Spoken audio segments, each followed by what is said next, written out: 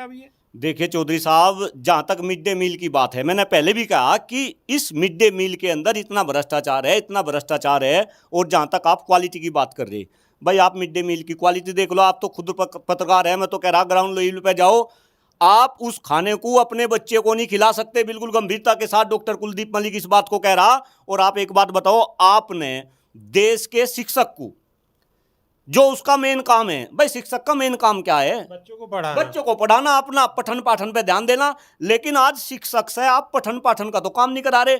आपने उसे जो है रसोईया बना दिया, आपने जो है उसे चौकीदार बना दिया, आपने उसे जो है माली बना दिया, आपने उसे जो है जनगणना करने वाला बना दिया। मैं आपको बताऊं, शिक्षक के पास अगर मैं ऐसे लिस्ट गिनवाने लगूं तो कम से कम 30 से 35 काम शिक्षक की झोली में डाल दिए। क्यों भाई? अगर शिक्षक ये 30-35 काम करेगा तो शिक्षक पठन पाठन का काम कब करेगा? अब पठन पाठन का तो काम करवा दिया सरकार ने, खास तौर से सरकारी शिक्षकों से बिल्कुल बंद। और सरकारी शिक्षक, प्राइवेट शिक्षक तो अपनी आवाज बेचारे उठा नहीं सकते, क्योंकि वे तो प्राइवेट क्षेत्र में काम कर रहे। ये सरकारी शिक्षक आवाज उठा लेते, लेकिन अब ये सरकारी शिक्षक आवाज नहीं उठा पाते। ये तो भला हो आप जैसे पत्रकार बंधुओं का कि इस तरीके की आप मेरे से ये साक्षात्कार कर रहे, अदरवाइज शिक्षा पे तो बात करना कोई पसंद ही नहीं करता।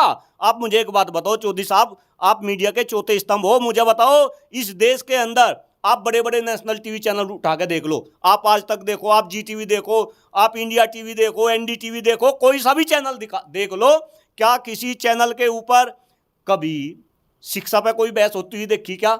यही देश के प्रधानमंत्री है, 2014 से पहले ये बोलते थे कि अगर भाजपा की सरकार बनी तो जीडीपी का 8% हम जो है एजुकेशन पे खर्च करेंगे।